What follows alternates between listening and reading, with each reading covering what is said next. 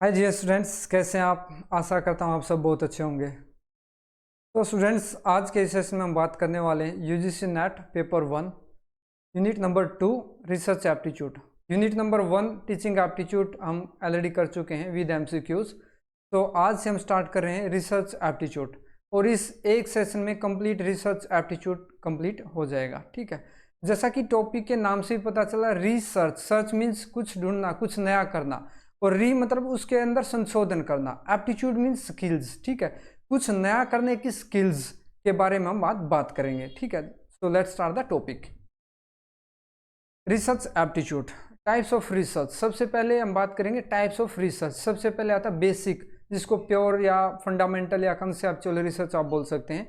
इस रिसर्च का मीनिंग नाम से पता चल रहा है कि बेसिक मीन्स इसके अंदर आपको क्या की पॉइंट याद रखना है कि आपकी जो एग्जिस्टिंग नॉलेज है उसके अंदर कुछ नया ऐड करना। Means you are going to add something new in your previous or you can say your existing knowledge. ठीक है, तो इससे क्या होगा, नए आइडिया जनरेट होंगे। नए आइडिया जनरेट होंगे, बेसिकली क्या होगा, डेवलपमेंट होगा, ग्रोथ होगा। ठीक है, so let's discuss. It is used to advance the fundamental knowledge of human worlds, result generate new ideas, modern progress होगी और development in the various field होगा। ठीक, तो नेक्स्ट आता है अप्लाइड एंड एक्शन रिसर्च। जो अप्लाइड और action research है, इनमें स्टूडेंट्स को काफ़ी कंफ्यूजन रहता, बहुत ज़्यादा। अप्लाइड की जगह एक्शन को टिक करेंगे, एक्शन की जगह अप्लाइड को टिक करेंगे। ठीक है, देखो नाम से पता चल रहा है, जैसे एक्शन है, आपके सामने कोई काम आ गया, आपने इंस्टेंट सेम टाइम बहुत फास्ट वे में आपने एक्शन ले लिया। Means immediate solution of a problem. आपने जो प्रॉब्लम आई उसको इमीडिएट सॉल्यूशन उसका आपने फाइंड आउट कर दिया। ठीक है, उसको सोल्व कर दिया। लेकिन applied research is also similar to action research. Means applied में भी क्या होता है, प्रैक्टिकल जो कोई प्रॉब्लम है उसका जो सोल्यूशन होता है प्रैक्टिकल सोल्यूशन होता है। ठीक है, तो ये की पॉइंट है जो मैंने हाईलाइट किए हैं ब्लू में, आप इसको याद कर सकते हैं। आपके जो क्वेश्चन में यही बेसिकली पूछा जाता है। अप्लाइड रिसर्च में it is used to solve a practical problem to find out the practical solution. Action research में क्या होता है, एक्शन रिसर्च में इमीडिएट प्रॉब्लम सोल्यूशन। क्वेश्चन आपके यही पूछे जाएंगे, क्या मिलान में पूछे जाए, match column 1 with column 2, immediate problem solution किसके साथ मैच करेगा, एक्शन। इमीडिएट आपने एक्शन लिया तो एक्शन के साथ, और प्रैक्टिकल प्रॉब्लम जो कोई प्रॉब्लम था उसका सॉल्यूशन प्रैक्टिकल निकाला आपने, वो अप्लाइड रिसर्च। ठीक आता है कंपैरेटिव में बात करें, comparative research to compare similarities और डिफरेंस अंडर सेम और varying conditions.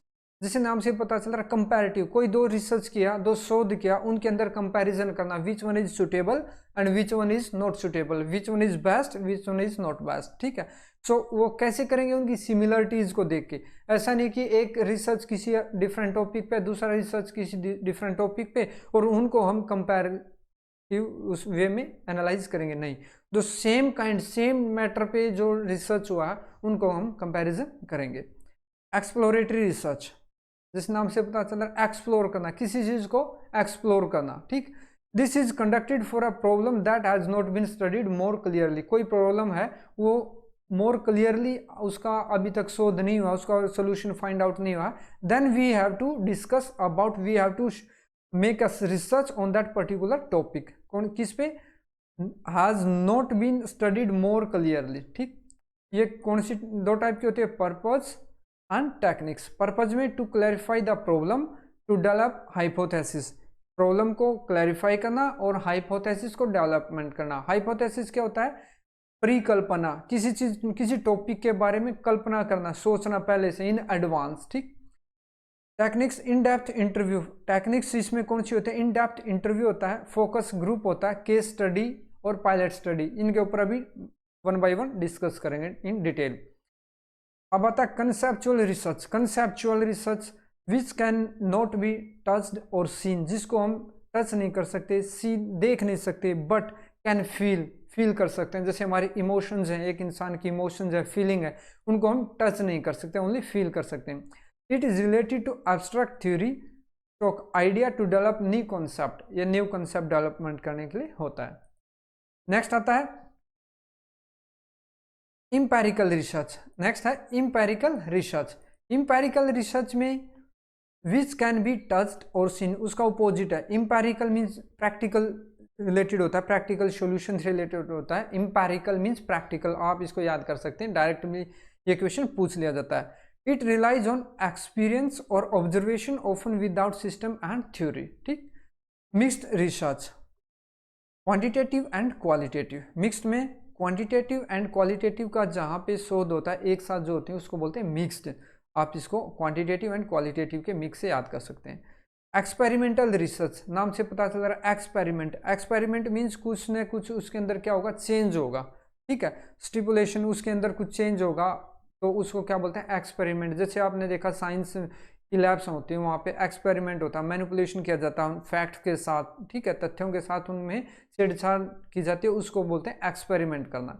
It is plan for casual relationship, cause and effect relationship इसके अंदर आप याद कर सकते हैं। Experiment is related to cause and effect relationship. Understood. Next आता है इंडिपेंडेंट वेरिएबल। इसके अंदर कौन से 3 वेरिएबल होते हैं, इंडिपेंडेंट वेरिएबल, अदर वेरिएबल। ठीक है, इंडिपेंडेंट वेरिएबल कौन से होते हैं, दैट कैन बी मैनिपुलेटेड, जिन वेरिएबलों को हम चेंज कर सकते हैं, उनको एक्सपेरिमेंट उनके ऊपर कर सकते हैं, वो होते हैं इंडिपेंडेंट। एंड डिपेंडेंट आप बोल सकते हैं या अदर वेरिएबल बोल सकते हैं। जो इंडिपेंडेंट वेरिएबल में चेंज हमने किया, उसके चेंज करने से आउटकम क्या, रिजल्ट क्या, उसको बोलते हैं डिपेंडेंट वेरिएबल। ठीक है, और ये क्या होते हैं, कांस्टेंट होते हैं। Other variable are constant but depends on the independent variable. The effect of manipulation of the independent variable on the dependent variable is observed result, उसको क्या बोलते हैं, रिजल्ट बोलते हैं। ऑब्जेक्टिव ऑफ रिसर्च क्या होता है, रिसर्च का ऑब्जेक्टिव क्या होता है। तो ऑब्जेक्टिव ऑफ रिसर्च दोस्तों, डेवलप न्यू, रिसर्च जो हमने किया उसका ऑब्जेक्टिव क्या होगा। सबसे पहले आप बात करें, हम क्यों करें, कोई हमारे पास प्रॉब्लम होगी उसको सोल्यूशन के लिए। ठीक है, या तो क्या होगा, हम अपनी जो प्रीवियस नॉलेज है उसमें ऐड करने के लिए। ठीक है, या तो फिर न्यू फाइंड आउट करने के लिए, न्यू फाइंड आउट करने के लिए, न्यू वर्क करने के लिए, मॉडर्नाइजेशन के लिए हम कर सकते हैं, डेवलपमेंट के लिए कर सकते हैं, ग्रोथ के लिए कर सकते हैं। ठीक है, ये सब द ऑब्जेक्टिव ऑफ रिसर्च है, डिस्कस कर लेते हैं one by one. Develop new insight in a phenomena. ठीक, रिव्यू द एग्जिस्टिंग प्रॉब्लम और नॉलेज, कोई एग्जिस्टिंग जो प्रीवियस जो प्रॉब्लम है या नॉलेज है उसके रिव्यू करना, उसके ऊपर काम करना, वर्कआउट करना। Investigate the existing situation, investigate the existing situation और प्रॉब्लम, हमने उसको रिव्यू किया, उसके बाद इन्वेस्टिगेशन किया कि where which are the limitations, which are the drawback, किन किन पॉइंटों की वजह से ये प्रॉब्लम आई है। ठीक है, और offer solution to a problem. Then फिर क्या करेंगे, उस प्रॉब्लम के लिए हम क्या करेंगे, सोल्यूशन को फाइंड आउट करेंगे। डिफरेंट काइंड्स ऑफ सोल्यूशन होंगे, उनमें से किसी को बेस्ट अल्टरनेटिव को हम यूज करेंगे। Generate to a new system procedure, generate to a new system और प्रोसीजर, या और क्या हो सकता है, कोई प्रॉब्लम नहीं है हमारे पास लेकिन हम जो हमारा एग्जिस्टिंग जो सिस्टम है उसमें कुछ नया करना चाहते हैं, जनरेट न्यू ऐड करना चाहते हैं, सिस्टम में बदलाव लेकर आना चाहते हैं, प्रोसेस में हम चेंज लाना चाहते हैं। अंडरस्टूड। नेक्स्ट आता है explore and analyse more general issues, या तो फिर क्या होता है, कोई जनरल इश्यू है उनको हम ज़्यादा एक्सप्लोर करना चाहते हैं, ज़्यादा मोर वे में उनके ऊपर वर्क करना चाहते हैं। ठीक, नेक्स्ट आता है रिसर्च प्रोसेस। रिसर्च जो है उसमें प्रोसेस क्या क्या रहने वाला, रिसर्च में क्या कौन कौन सा प्रोसेस होता है, प्रोसेस होता है स्टेप बाय स्टेप। ऐसा नहीं है कि डायरेक्ट हमने राइटिंग ए रिसर्च रिपोर्ट शुरू कर दिया। ठीक है, या तो डायरेक्ट हम फील्ड में गए और कलेक्शन ऑफ डाटा हमने स्टार्ट कर दिया। ठीक, ये क्वेश्चन बहुत इंपॉर्टेंट है जो कि आपके एग्जाम में एवरी टाइम पूछा ही जाता है। ठीक दोस्तों, अब इसके ऊपर बात करते हैं, आप इसको मोस्ट इंपॉर्टेंट में टिक कर लें, this is the important one. First होता है फॉर्मुलेशन ऑफ रिसर्च प्रॉब्लम। पहले रिसर्च प्रॉब्लम को क्या हमारे उसको फाइंड आउट करना, उसको फॉर्मुलेट करना, उसको फाइंड आउट करना, सर्च करना कि प्रॉब्लम क्या है। देन प्रिपेयर रिसर्च डिजाइन, फिर हमारे को रिसर्च डिजाइन प्रिपेयर करना कि हम कौन कौन किस टाइप को की रिसर्च जो वो हम इसके ऊपर कंडक्ट करना चाहते हैं, उसका डिजाइन क्या रहने वाला। ठीक है, डिजाइन बोले तो कहाँ से हम उसको सैंपल लेंगे, ये सब उसमें आ जाता है। Developing data collection instrument, research instrument, जो डाटा हम कलेक्शन करेंगे उसका इंस्ट्रूमेंट क्या है, कहाँ से करने वाले हैं, कैसे करने वाले हैं, ये ऑनलाइन डाटा होगा, ऑफलाइन होगा, मैनुअली होगा, डोर टू डोर और होगा, या तो कोई अदर कंपेन यहाँ पे हम चलाएंगे जिससे हम डाटा कलेक्ट करेंगे। सिलेक्टिंग सैंपल, फिर सैंपल को सिलेक्ट करना है कि सैंपल जो है किस एरिया से या तो किस लेवल पे कितना सैंपल होगा, 1000 पे 1 होगा या 100 पे 1 होगा, ठीक है, या 10 पीपल में से एक को हम क्या करेंगे, उसको सैंपल को सिलेक्ट करेंगे। उसकी कैटेगरी क्या रहेगी, मेल फीमेल बच्चे, कौन सी कैटेगरी से कितने हम सैंपल, कितना हमें डाटा कलेक्ट करना है। Understood. Writing a research proposal, उसके बाद हमारे को ये काम होने के बाद एक रिसर्च प्रपोजल को हम लिखेंगे, पहले रिसर्च कंडक्ट करने से पहले। देन कलेक्टिंग द डाटा, उसके बाद फिर डाटा को हम कलेक्ट करेंगे। Then processing and analysing data, data को प्रोसेस करेंगे, एनालाइज करेंगे, उसके ऊपर उसको इवेलुएट करेंगे, वर्कआउट करेंगे। Then finally write a research report. तो this is all about the research process. 8 step है, 1 by 1 you have to remember, ठीक। नेक्स्ट आता motivation in conducting research. Research conduct करने में क्या मोटिवेशन, आप कौन से की पॉइंट जो है वो आपको मोटिवेट करेंगे, ठीक। अभी इसमें कौन कौन से मोटिवेशन इन कंडक्टिंग रिसर्च आपका क्या क्या होगा, इसमें क्या हो सकता है दोस्तों। सोल्विंग अनसोल्व प्रॉब्लम, मीन्स कोई प्रॉब्लम आई, आपके इंटरेस्ट हो गया कि यार मैं इस प्रॉब्लम को सोल्व करूंगा, ठीक है। या तो आप सोसाइटी के लिए कुछ नया काम करना चाहते हैं, desire to enhance social status, या आपका अपना सोसाइटी में अपना स्टेटस को क्या करना चाहते हैं, एनहांस करना चाहते हैं, या आप अपनी इंटेलेक्चुअल सेटिस्फैक्शन के लिए वो काम करना चाहते हैं। और हो सकता है कि कोई पॉलिसी डिसीजन आप मेकिंग बनाना चाहते हैं, उसके लिए भी हो सकता है। So discuss 1 by 1। Solving unsolve problem, कोई प्रॉब्लम है जो अनसोल्व है, किसी से सोल्व नहीं हो रही, उसको आप सोल्व करना चाहते हैं, ठीक है, इंटरेस्ट आपने क्रिएट किया। सर्विस टू सोसाइटी, आप सोसाइटी के लिए सर्व करना चाहते हैं, you want to serve for the society, ठीक। नेक्स्ट आता है desire to enhance social status, आप अपना सोशल स्टेटस एनहांस करना चाहते हैं, इंप्रूव करना चाहते हैं, बढ़ाना चाहते हैं। कैसे, आप कोई प्रॉब्लम किसी से सोल्व नहीं हो रही है, but at the same time you came there and you started to solve that problem and finally at the conclusion you solve that particular problem. तो आउटकम क्या हुआ, आपका जो सोशल स्टेटस है वो इंक्रीज होगा सोसाइटी में, ठीक है, कि यार उस सो पर्सन ने इस प्रॉब्लम को सोल्व कर दिया, तो आपकी वहाँ पे जो कीमत है, जो आपका जो सोशल स्टेटस आप बोल सकते हैं, जो ख्याति गुडविल है, वो आपकी रेज हो जाएगी, ठीक। नेक्स्ट आता है intellectual satisfaction do innovative work, आपका जो इंटेलेक्चुअल सेटिस्फैक्शन, आपका जो दिमाग से आप काम करना चाहते हैं, आपका जो नॉलेज है वो क्या है, कुछ इनोवेटिव, कुछ नया काम करने की है, ठीक है। नेक्स्ट आता है input for policy decision making, आप कोई पॉलिसी डिसीजन मेकिंग बना रहे हैं, उसके लिए इनपुट चाहिए आपको कि what new need to be do, ठीक। नेक्स्ट आता है types of sampling, this is most important. Types of sampling ये बहुत बार एग्जाम में पूछा जाता है, टाइप्स ऑफ सैम्पलिंग। फर्स्ट आता है प्रोबेबिलिटी सैम्पलिंग और दूसरा आता है नॉन प्रोबेबिलिटी सैम्पलिंग। इसमें क्या होता है, आपको प्रोबेबिलिटी सैम्पलिंग के दे दिए जाएंगे 3 पॉइंट, एक दे दिया जाएगा नॉन प्रोबेबिलिटी सैम्पलिंग का। तो उसमें पूछा जाएगा which of the following are related to probability, या तो related to non probability sampling, ठीक है। इसमें माइनर डिफरेंट है, so you have to remember all this points. First आता है simple random sampling, each has equal independence. Simple random means आप एक क्लास में बैठे हैं, उसमें से आपको इक्वल सभी को चांस दिया जाता है, सिंपल रैंडम सैम्पलिंग बोलते हैं उसको, सभी को इक्वल चांस मिलेगा। Each has equal independent and non chance of being selected, किसी सिलेक्ट होने के सभी को इक्वल चांस है। आप मॉनिटर सेलेक्ट होना चाहते हैं, तो आपके जो क्लास से आप लीडर बनना चाहते हैं, तो उसमें से सभी को इंडिविजुअल को इक्वल चांस जब मिलेगा सेलेक्ट होने का, उसको बोलते हैं सिंपल रैंडम सैम्पलिंग, ठीक। नेक्स्ट होता है इसमें स्ट्रेटिफाइड रैंडम सैम्पलिंग, जैसे कि नाम से पता चल रहा है स्ट्रेटा, स्ट्रेटा मीन्स क्या होता है, एक ग्रुप, ठीक है। व्हेन पॉपुलेशन इज हेट्रोजीनियस, जब पॉपुलेशन काफी बड़ी है, हेट्रोजीनियस मीन्स बड़ी है, बहुत ज्यादा है, then can be divided into different groups, उसको डिफरेंट ग्रुप्स में क्या डिवाइड कर दिया जाएगा। स्ट्रेटा मीन्स क्या बोल रहे हैं, हेट्रोजीनियस मीन्स बड़े लेवल पे, जैसे हम बोल रहे हैं कि हमारे इंडिया लेवल पे, नेशनल लेवल पे, देन उसके बाद स्ट्रेटा को डिफाइन किया जाता है स्टेट लेवल पर, देन डिस्ट्रिक्ट लेवल पर, देन विलेज लेवल पर, इस प्रकार से हम इसको स्ट्रेटा को डिफाइन करते हैं।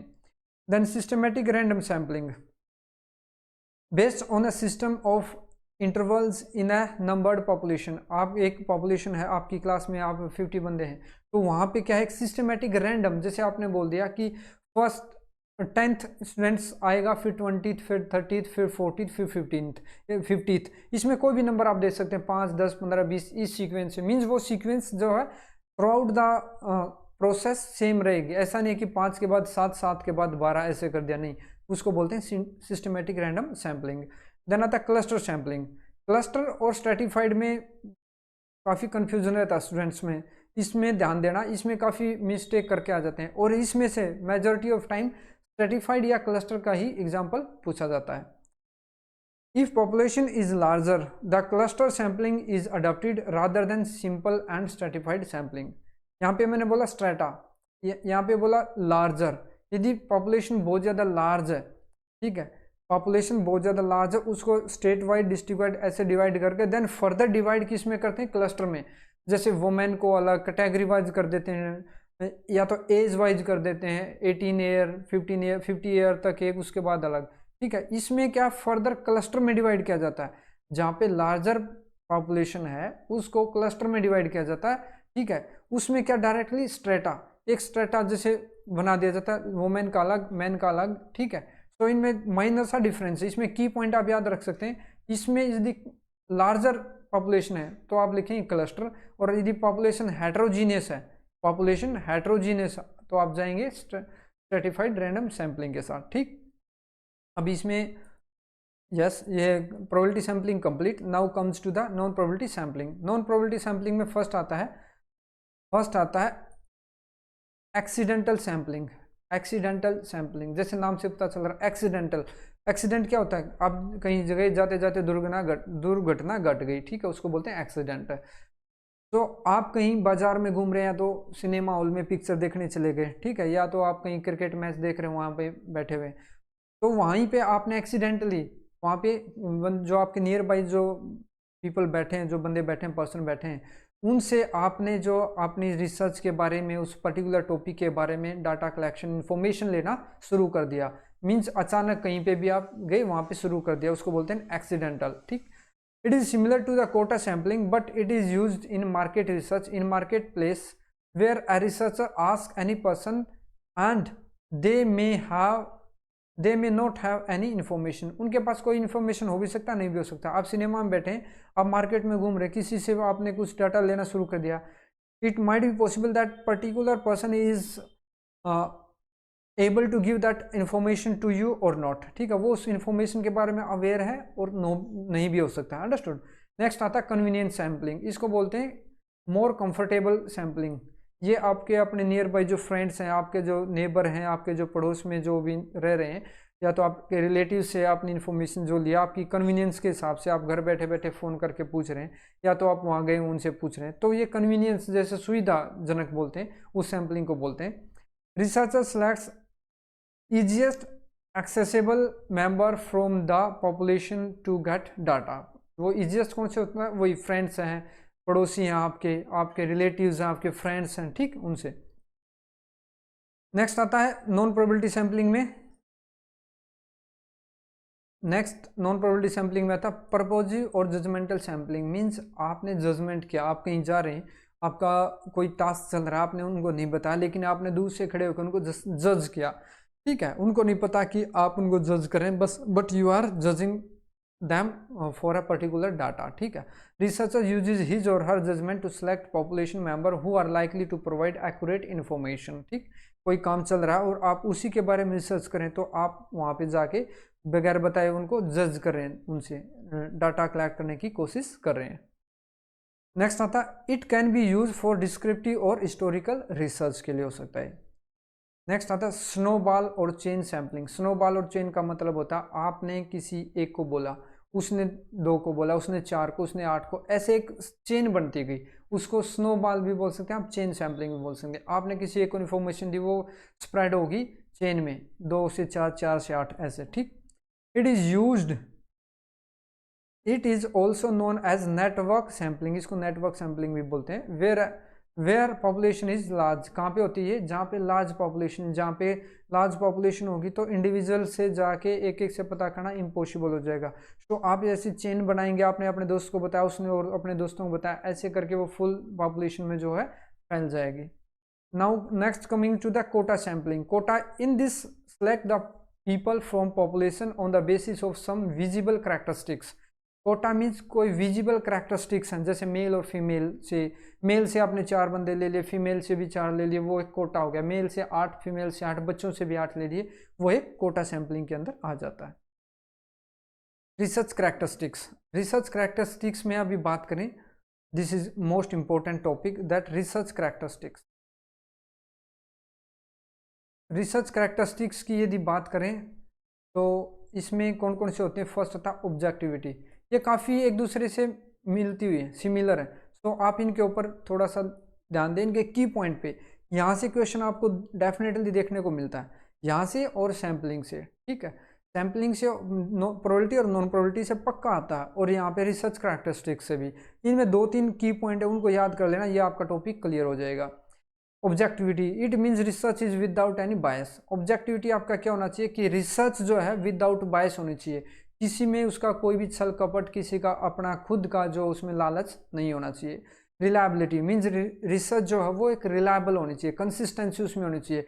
जैसे आज मैंने कोई फैक्ट लिए, उनके ऊपर मैंने कौन सा मेथड यूज किया, वही मैं कल भी यूज करूंगा। ऐसा नहीं कि initial stage of the research में मैं जो कुछ उसके मेथड यूज कर रहा हूँ, फिर मिडल में कुछ, और एट द कंक्लूजन में मैंने अपना मेथड जो चेंज कर दिया। ऐसा नहीं होना चाहिए, उसमें के अंदर क्या होना चाहिए? कंसिस्टेंसी। सो रिलायबिलिटी जहाँ पे आगे आपको लिखना है कंसिस्टेंसी, ये की पॉइंट है। Validity, accuracy, accuracy validity degree, इसको याद रखना है। रिलायबिलिटी मीन्स कंसिस्टेंसी, वो एक रिलायबल है आपके लिए, ठीक है।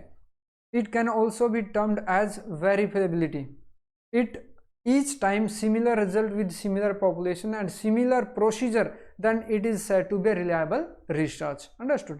Next आता है validity. Validity के अंदर क्या आता है? It means accuracy. Validity जहाँ आ गया वहाँ पे समझ लेना accuracy है। Validity जहाँ पे आ गया वहाँ पे क्या है? accuracy है, कि इसकी accuracy अच्छी है या अच्छी नहीं है। It means accuracy of procedure, research instrument, test etcetera. जो भी आपने रिसर्च इंस्ट्रूमेंट किए, जो टेस्ट कैरिड आउट किए, उनकी क्या है? एक एक्यूरेसी है। यदि एक्यूरेसी अच्छी है तो वैलिड, उसको हम वैलिड करार देंगे, ठीक है। यदि एक्यूरेसी उसकी बहुत कम आएगी तो वो क्या हो जाएगा? इनवैलिड हो जाएगा। तो आप इसको इसे याद कर सकते हैं। नेक्स्ट आता है एक्यूरेसी। अभी आप बोलेंगे यहाँ पे एक्यूरेसी वैलिडिटी को बोल रहे थे, अभी यहाँ एक्यूरेसी आ गया। Yes, it is closely related to validity, but at the same time it is a difference that it is degree to which, यहाँ पे इसका की पॉइंट क्या? Degree, degree to which research processes, instruments and tools are related to each other. यहाँ पे आपको degree का की point याद करना। नेक्स्ट आता है क्रेडिबिलिटी। जब हम बात करते हैं क्रेडिबिलिटी की, तो credibility, it is the use of best source of information and best procedures in research. Credibility का की पॉइंट क्या होता है? Best source, best credibility. आप किसी को क्रेडिट दे रहे हैं, क्यों क्रेडिट दे रहे हैं? आप कोई टास्क करना चाहते हैं, उस टास्क की सक्सेस या फेलियर का क्रेडिट आप किसी दूसरे पर्सन को देना चाहते हैं। क्यों देना चाहते हैं? आप याद करना कि आपकी नज़र में कि that person is the best one two give that particular credit of even और ऑड, मीन्स अच्छी या बुरी जो भी आपका रिजल्ट है उसका क्रेडिट आप दूसरे को दे रहे हैं, मीन्स बेस्ट सोर्स वही है आपके लिए, ठीक। तो इस निमोनिक से आप इसको याद कर सकते हैं। नेक्स्ट आता है generalisability. It is closely related to validity. Again it is closely related to validity. It is again ये डिग्री आ जाता है, लेकिन यहाँ पे क्या याद रखना? लार्ज पॉपुलेशन, ठीक। ये आपको इसमें याद रखना है दोस्तों। नेक्स्ट आता है ways of acquiring knowledge are 2 types. Ways of acquiring knowledge are 2 types. Knowledge 2 types की होते हैं। कौन कौन सी होती है? कौन कौन सी होती है? फर्स्ट रैशनलिज्म, दूसरा एम्पेरिसिज्म। एम्पेरिसिज्म जैसे मैंने लास्ट में बताया था क्या होता है? प्रैक्टिकल उसके लिए होता है। किसके लिए? प्रैक्टिकल। प्रैक्टिकल बोले तो इंडक्शन, ठीक। Rationalism means believe in logic and reason. Rationalism जो होते हैं वो लॉजिक एंड रीजन में क्या करते हैं? बिलीव करते हैं। Mind is given the authority over senses. ये आपसे बहुत बार पूछा जाता है, mind is given the authority over senses. आपका जो माइंड है वो आपका अथॉरिटी देता है किसके ऊपर? Over you senses. आपके जो सेंसेस हैं उनके ऊपर कमांड का, कंट्रोल का ये क्या देता है? आपको अथॉरिटी देता है। It is associated with deduction. इसमें की पॉइंट क्या है? Rationalism is related to deduction. इसमें की पॉइंट क्या है? Rationalism is related to deduction. ये बहुत बार पूछा जाता है, ये आपको की पॉइंट इसमें रिमेंबर करना है। नेक्स्ट आता है एम्पेरिसिज्म। इसमें क्या होता है, ये क्या होता है, इंडक्टिव होता है, इंडक्शन होता है इसके अंदर, ठीक। Believe that identifying experience is the ultimate starting point, इसमें क्या बोला गया, किसके ऊपर फोकस किया गया, एक्सपीरियंस के ऊपर। आइडेंटिफाई करना है एक्सपीरियंस को, ultimate the starting point for all the knowledge, it is related to induction. Next आता है classification of research on the basis of logic. अब हम बात करने वाले हैं classification of research on the basis of logic के बारे में, ठीक। फर्स्ट आता है deduction, deduction approach. Deduction approach में इसको आप टिक कर लें, not only important, not only important but also very very very important. ये आपसे पूछा ही जाता most of time, deduction and induction के बारे में, ठीक। इंडक्शन, डिडक्शन में आपको क्या करना है, टॉप डाउन, जैसे मैंने बोला कि मैं आगे बात करने वाला हूँ डिडक्शन एंड इंडक्शन के बारे में, इस स्लाइड में बात करेंगे। डिडक्शन क्या बोला था, टॉप डाउन और general to specific. Top down means general to specific. Top down क्या है, हायर अथॉरिटी है, आपके मैनेजर लेवल से और जो वर्कर लेवल है वहां तक, टॉप से डाउन तक। टॉप डाउन बोल सकते हैं आप, इसको दूसरा बोल सकते हैं general to specific, specific task के लिए अप्रोच, इसको अप्रोच बोलते हैं, टॉप डाउन और general to specific approach. Example क्या होता है इसका, ऑल प्लेयर्स आर क्रिकेटर, ये क्या जनरल है कि सभी प्लेयर जो हैं वो क्रिकेटर हैं। यहाँ पे जो भी हैं, आप ग्राउंड में गए, वहाँ पे काफ़ी प्लेयर्स थे, आपने बोल दिया ऑल प्लेयर्स आर क्रिकेटर, फिर आपने बोल दिया Sachin is a player, Sachin is a player, then therefore what is there, Sachin is also है क्रिकेटर, ये क्या आ जाएगा, एक स्पेसिफिक आ जाएगा, ठीक। इसका ऑपोजिट हो जाएगा inductive approach. Inductive approach means bottom up और स्पेसिफिक टू जनरल अप्रोच, इसका ऑपोजिट है, मीन्स डाउन से अप, लेबर क्लास से और मैनेजर क्लास, आप डाउन से अप जा रहे हैं। इसमें क्या हो जाएगा, इसका ऑपोजिट आप बोल सकते हैं, Sachin is a cricketer, Virat is a cricketer, Rohit is a cricketer, means आप you are talking about a individual one, ठीक है।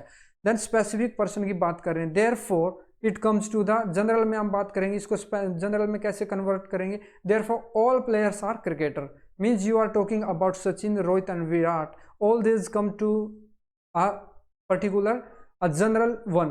General means all players, all three are a cricketer. This is the only difference between both. So these two are the key points and both are most important for our exam concern. Next point आता है classification, classification of research on the basis of logic, on the basis of logic, ठीक है। इसमें क्या to होते हैं, qualitative and quantitative.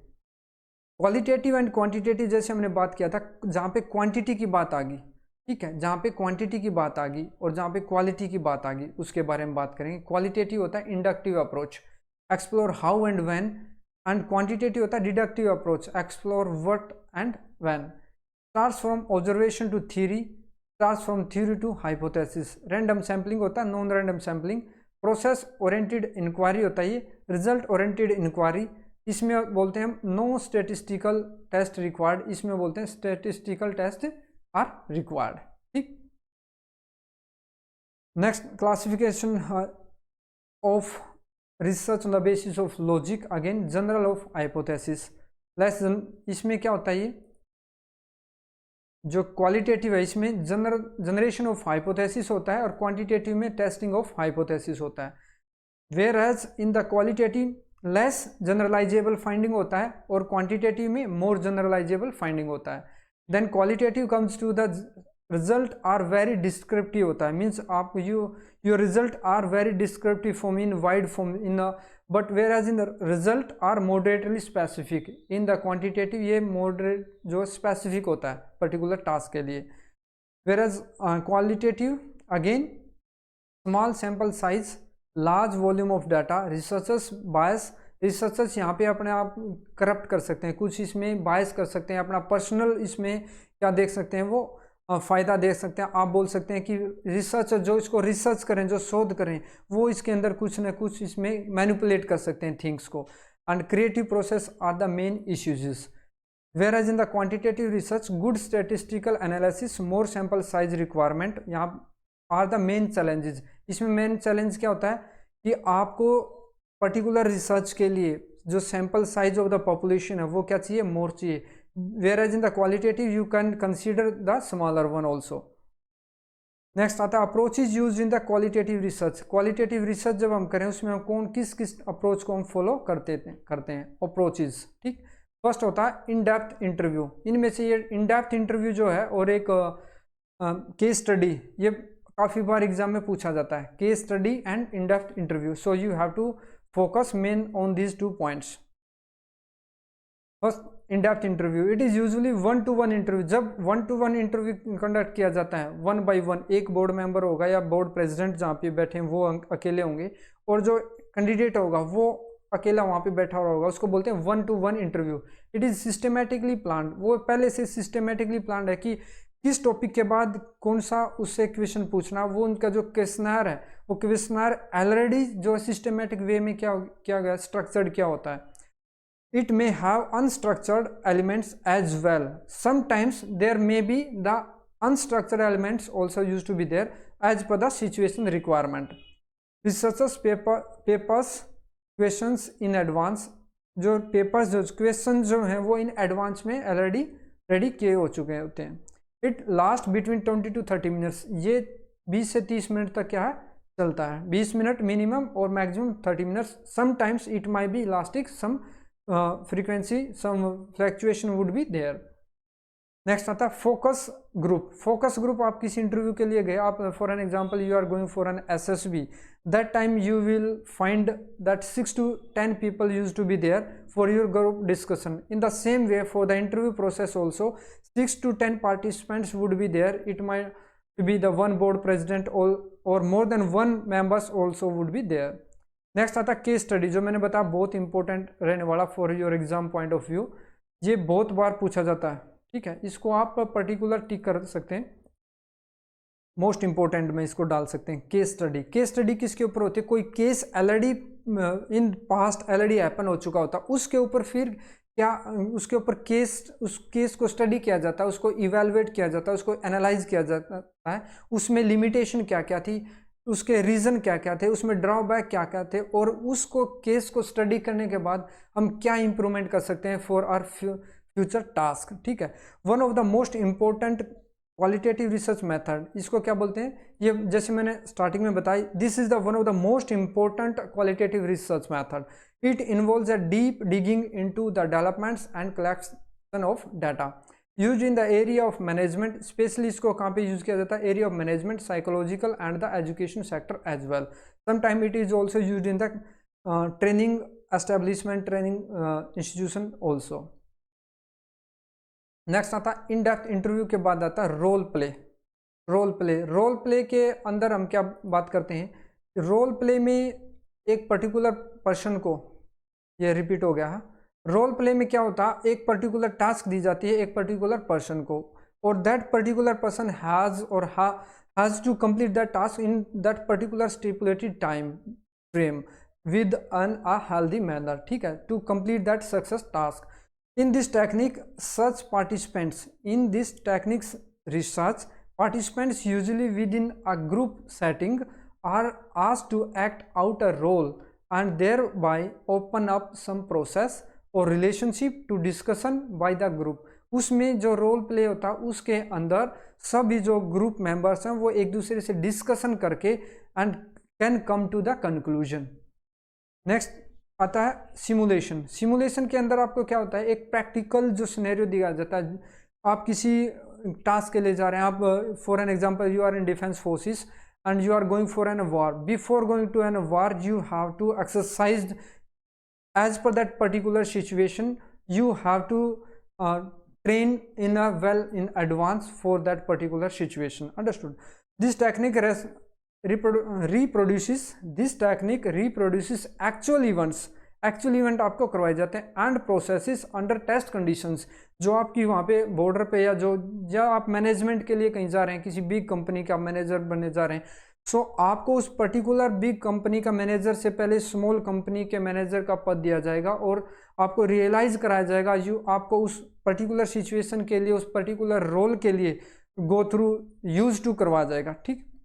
It is highly complex and mathematical process.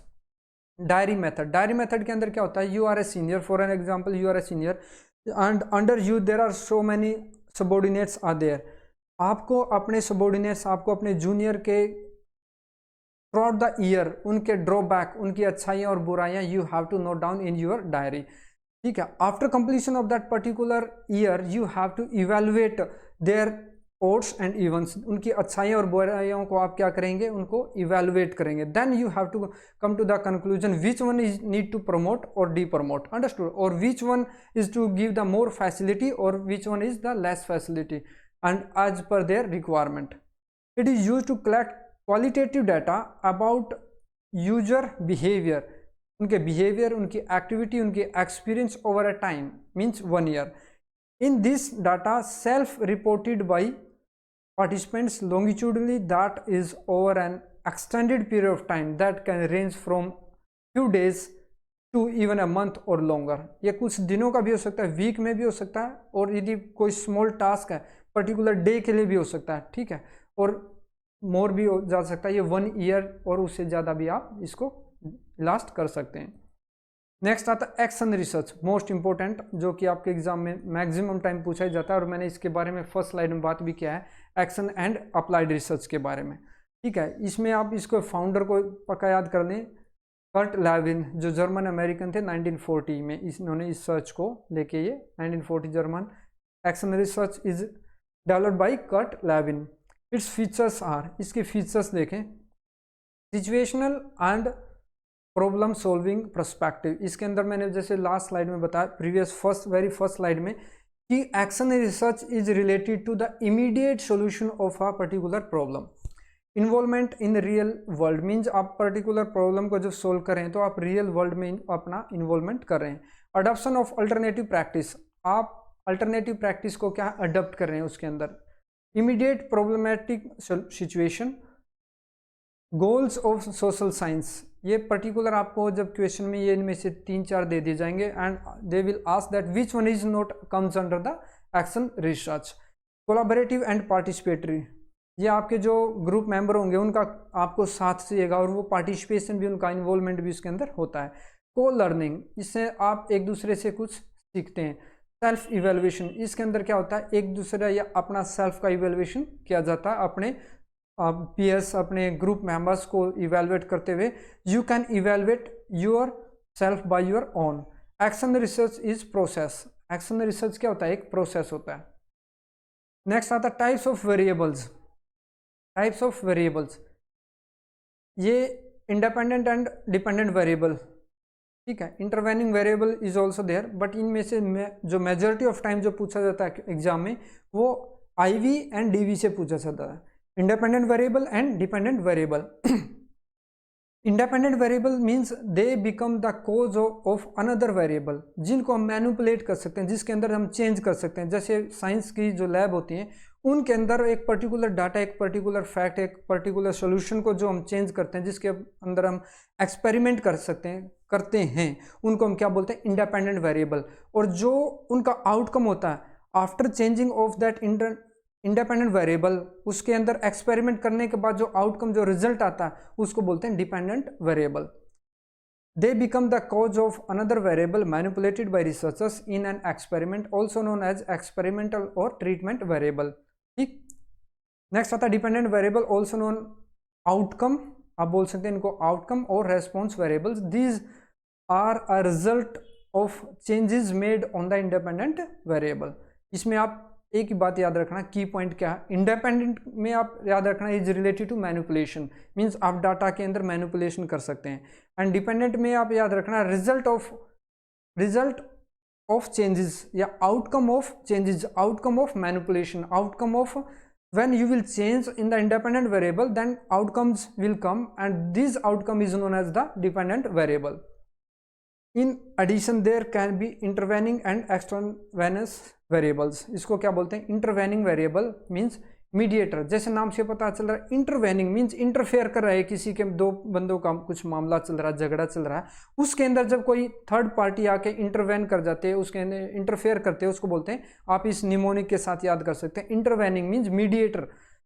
They establish link between independent variable and dependent variable. इसके अंदर की point क्या, link between dependent variable and independent variable. Next आता है एक्सटर्नस वेरिएबल, नाम से पता चल रहा है एक्सटर्नस मीन्स उसका कोई इन्वॉल्वमेंट नहीं है, एक्स्ट्रा है। In real life situation they may affect the outcome, but in real life situation कुछ वेरिएबल ऐसे होते हैं जो बाहर से भी हमारी लाइफ को जो है क्या करते हैं, अफेक्ट करते हैं। They also affect dependent variable, वो डिपेंडेंट वेरिएबल को भी अफेक्ट करते हैं। These are not affected by researchers, जो कि रिसर्चर्स के द्वारा अफेक्ट नहीं किए जाते हैं। दे में मास्क, इसमें क्या आप याद करेंगे, जो एक्सटर्नस वेरिएबल है इसमें आपका जो की पॉइंट जो एग्जाम पॉइंट ऑफ व्यू से वहां पे आपको देखने को मिलेगा, वो मिलेगा mask the relationship between dependent variable and independent variable. मैंने इंटरवेनिंग वेरिएबल में क्या बता, link between independent and dependent. Extraneous variable में क्या बता, mask the relationship between independent and dependent. So key point क्या होगी वहां पे, लिंक, यहाँ पे मास्क। अंडरस्टूड। नेक्स्ट है formulation of hypothesis. Formulation of hypothesis is related to researchers will have one or more hypothesis. एक रिसर्चर्स के पास जो हाइपोथेसिस से क्या समझते हैं आप, परिकल्पना, सोच, आइडियाज, जो आइडिया इन एडवांस। आप कोई टास्क करने जा रहे हैं उससे पहले आपके दिमाग में जो आइडियाज आते हैं, जो हाइपोथेसिस, जो सोच आती है, जो कल्पना आती है, उसको बोलते हैं हाइपोथेसिस। आप हाइपोथेसिस को कैसे फॉर्मुलेट करते हो, ठीक है, उसका एक प्रोसीजर है, उसके हम डिस्कस करेंगे। These are the questions that they want to address. ये क्वेश्चन आते हैं दिमाग में रिसर्चर्स के, जो वो आगे जाके करना चाहता है। Which include predictions about possible relationship stock outcome between the variables stock things. Features of hypothesis क्या होते हैं, validity of the hypothesis is non. जो हाइपोथेसिस की वैलिडिटी है वो नॉन होती है, अननोन होती है, सॉरी करेक्शन, अननोन होती है। आप इसमें इसकी पॉइंट को याद रखना, ये फिलिंग द मार्क्स में पूछ लिया जाता है, या तो ये डायरेक्टली भी पूछ लिया जाता है कि ये नोन है या अननोन है। फीचर्स ऑफ हाइपोथेसिस आर क्या है, वो अननोन है। Logical relationship between two variables, it must be generalisable, it should be simple होना चाहिए ये। इट इज टेंटेटिव, आप बोल सकते हैं अनसर्टेन प्रोपोजिशन, इसकी कोई भी निश्चितता नहीं रहती है। Types of hypothesis, types of hypothesis, types of hypothesis में हम बात करें, फर्स्ट आता है descriptive hypothesis. Descriptive hypothesis to describe the characteristics, example rate of unemployment in rural area in India in 70%। ठीक। Relational hypothesis indicates relationship between two variable, indicate relationship between two variables, example parents in rural areas spend more money on the basis of the requirement of their family। ठीक है, आप rural area में जो parents हैं वो किसके ऊपर ज़्यादा मनी करते हैं, बच्चों की एजुकेशन के ऊपर। आप इसको रिलेशनल हाइपोथेसिस बोल सकते हैं। Next comes to the explanatory hypothesis, they guide about cause and effect. ये एक्सप्लेनेटरी क्या, कॉज एंड इफेक्ट रिलेशनशिप को बताता है between two variables, example when salaries increases the spending on the household also is also increased। ठीक। null and alternative hypothesis, अब बात करते हैं null and alternative hypothesis। जैसे कि null से पता चला, null जी नलिफाई कर दिया हमने, उसको नलिफाई कर दिया, उसको सोल्व कर दिया, उसको जीरो कर दिया। ठीक। Professor R.A. Fisher was experiment for testing the hypothesis by scientific investigation। if null hypothesis को H0 से डिनोट करते हैं, is rejected based on data analysis। यदि हम null hypothesis को रिजेक्ट कर देते हैं, the alternative hypothesis HA will be automatically accepted। यदि हमने एक हाइपोथेसिस को रिजेक्ट कर दिया, null hypothesis को रिजेक्ट कर दिया, तो हम अल्टरनेट हाइपोथेसिस HA को क्या करते हैं, वो ऑटोमेटिकली एक्सेप्ट हो जाता है। Hypothesis can also become the basis of further inquiry। further inquiry जो future inquiry, उसके बेसिस पे हम क्या करते हैं, हाइपोथेसिस को फॉर्मुलेट कर सकते हैं। फर्स्ट आता है objective data are independent of the researcher. Objective of the data जो वो इंडिपेंडेंट होता है of any researcher. Subjective data are dependent of any researcher. Objective क्या होता है, इंडिपेंडेंट होता है, और सब्जेक्टिव क्या होता है, डिपेंडेंट होता है। ऑब्जेक्टिव इंडिपेंडेंट होता है एंड सब्जेक्टिव क्या होता है, डिपेंडेंट होता है। ये की पॉइंट है। नेक्स्ट आता है collection of data. Data collection हम कैसे करते हैं, collection of data. Data different different aspect से आप कलेक्ट कर सकते हैं। आप किसी मार्केट में गए, वहाँ से आपने लोगों से पूछना शुरू कर दिया, वहाँ से ले सकते हैं। कॉलेज या स्कूल में गए, वहाँ से ले सकते हैं। आप क्वेश्चनर किसी को मेल करके वहाँ से ले सकते हैं, ठीक है। आप पर्सनल इंटरव्यू कंडक्ट करवा सकते हैं, वहाँ से ले सकते हैं। आप किसी कोई शेड्यूल कर दिया, कोई ऑब्जर्वेशन, कोई टास्क चल रहा है, वहाँ से आप डाटा ले सकते हैं। सो let's discuss one by one.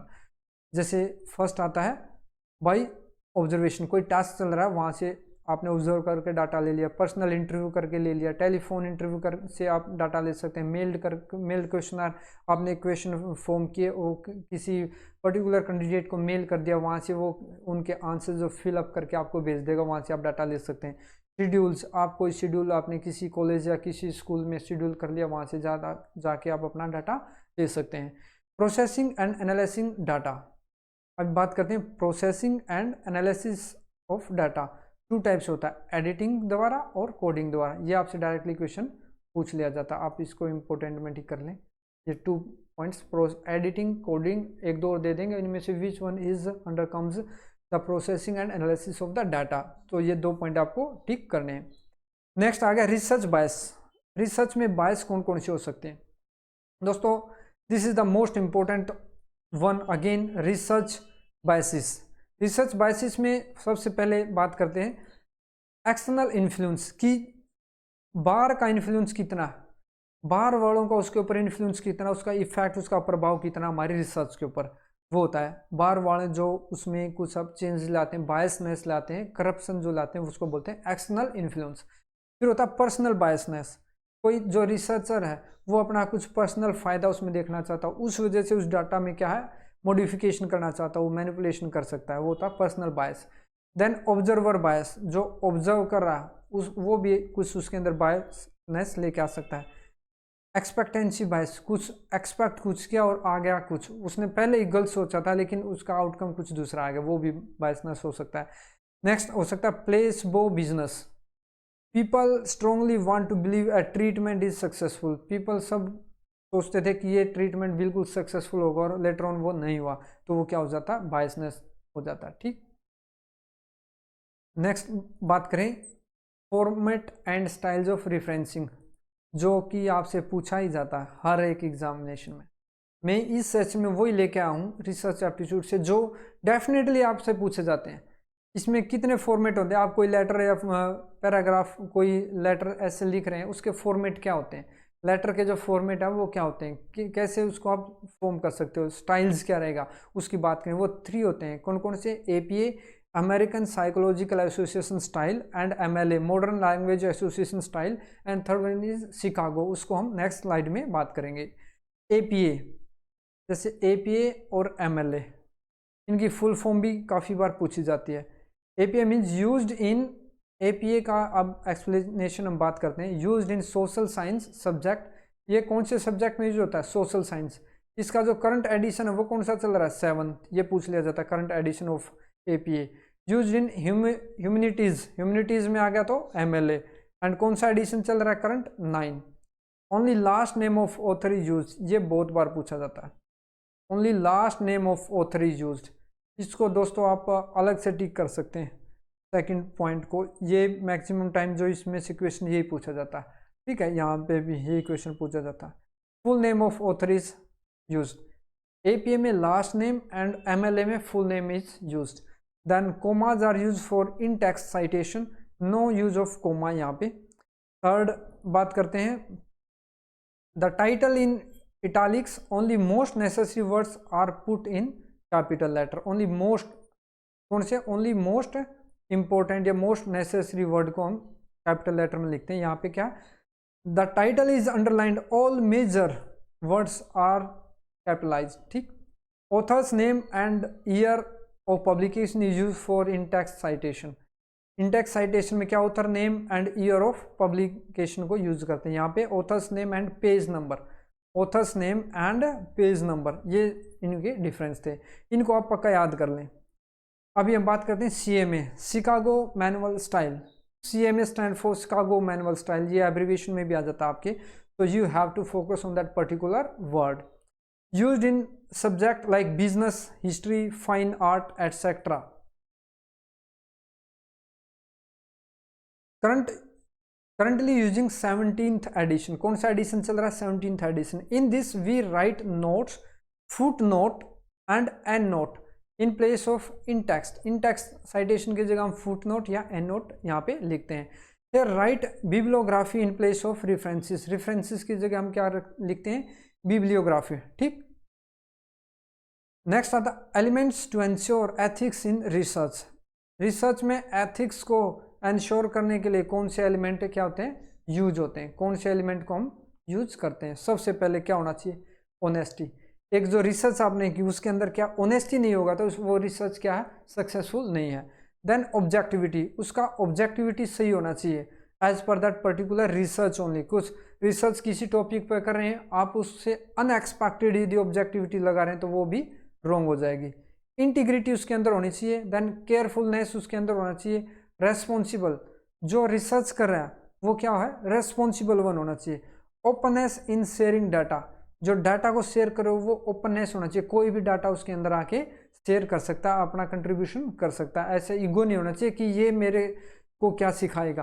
कहीं से भी अपने को न्यू कुछ ऐड अपनी नॉलेज करने को मिल सकता है। ठीक।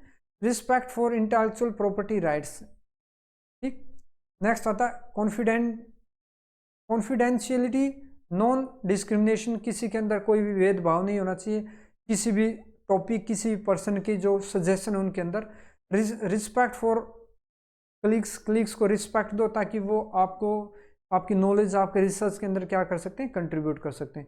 सोशल रेस्पॉन्सिबिलिटी, जो रिसर्च कर रहे हो आप वो सोशल रेस्पॉन्सिबिलिटी ऐसा तो नहीं है कि सोशल के अगेंस्ट, सोसाइटी के अगेंस्ट, सोशल के लिए वो हार्मफुल हो। ठीक। Responsible mentoring for research students.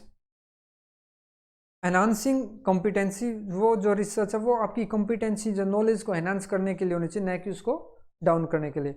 Ensuring legality, वो जो रिसर्च है वो लीगल होना चाहिए। लीगल मैटर पे भी वो क्या है? लीगली होनी चाहिए, इलीगल वो नहीं होनी चाहिए। Then last animal care through proper experimental designs. जो elements of ensure ethics in research का लास्ट पॉइंट क्या है? Animal care through proper experimental designs. Means वो उसके अंदर एनिमल का भी ध्यान रखना। ऐसा नहीं है कि वो एनिमल्स के अगेंस्ट है, हमने कुछ ऐसा कर दिया कि जो एनिमल, जो प्रजाति है उनके लिए वो खतरा बन सकती है। ठीक। नेक्स्ट आता है आर्टिकल्स और जर्नल आर्टिकल प्रोसेस। इसका प्रोसेस क्या होता है? जो आर्टिकल है उसका प्रोसेस क्या होता है? ठीक। इसके प्रोसेस की हम बात करेंगे। सबसे पहले कंडक्टिंग रिसर्च, आप सबसे पहले रिसर्च को कंडक्ट करेंगे।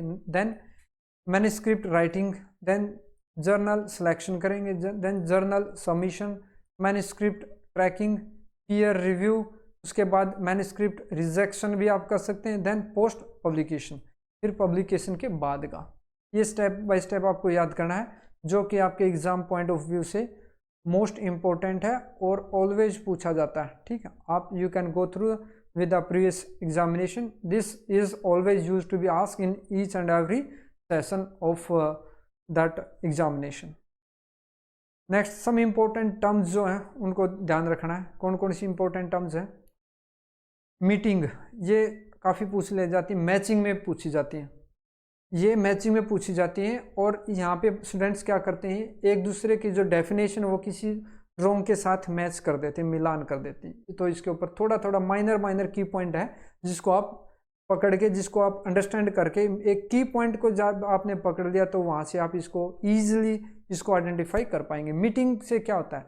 मीटिंग मीन्स क्या होता है? मीटिंग कब होती है? जब दो या दो से ज़्यादा इंसान मिलते हैं एक साथ, टुगेदर, कम टुगेदर, किसके लिए? एक किसी पर्पज़ के लिए आते हैं।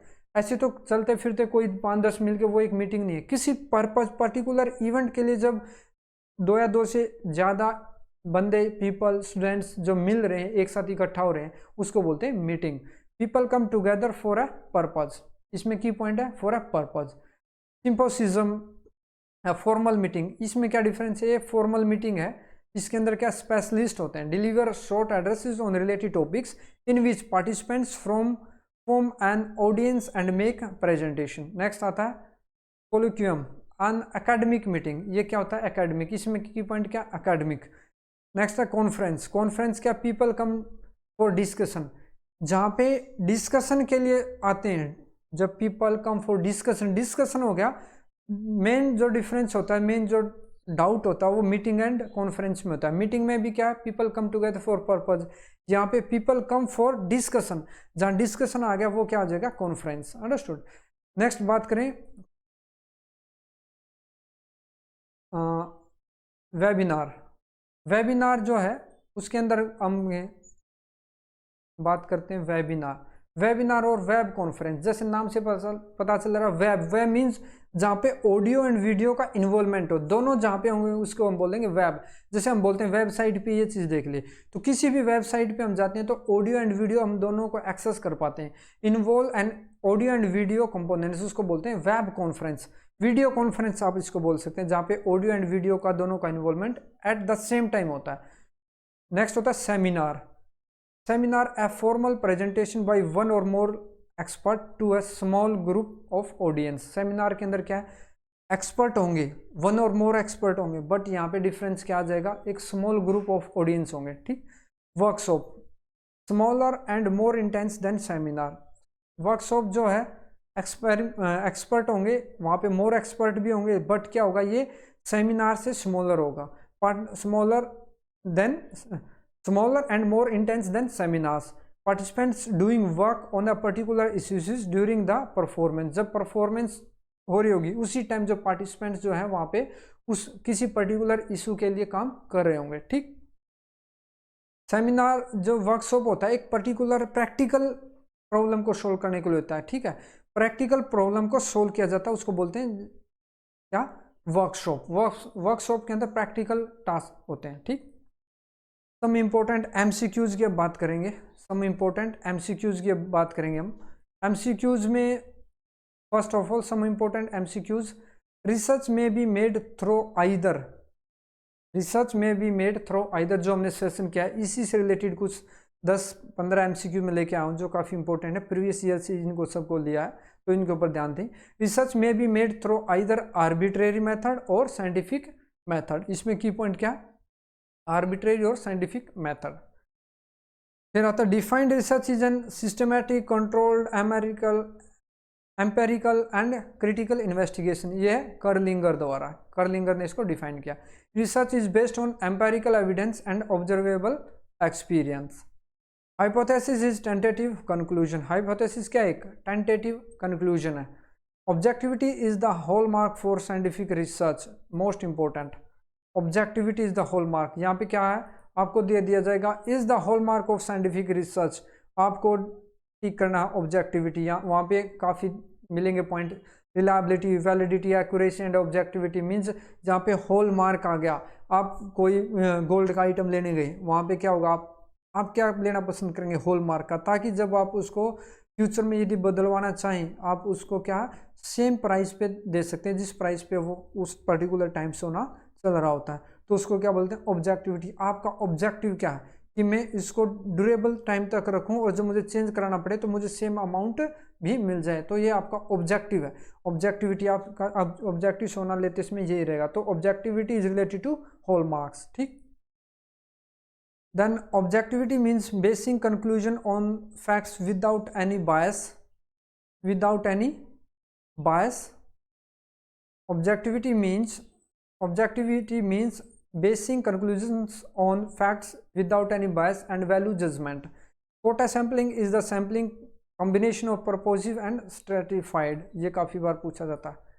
कोटा सैम्पल ऐसे बोल देंगे, combination of purposive and stratified is related to quota, और stratified या cluster sampling ये दे देंगे डिफरेंट टाइप्स से। ठीक है, या सिंपल रैंडम सैम्पलिंग, इस टाइम आपको क्या लेना है, कोटा सैम्पलिंग, या तो आ जाए quota sampling is the sampling filling the blanks and filling the blanks means combination of purposive and stratified. ठीक।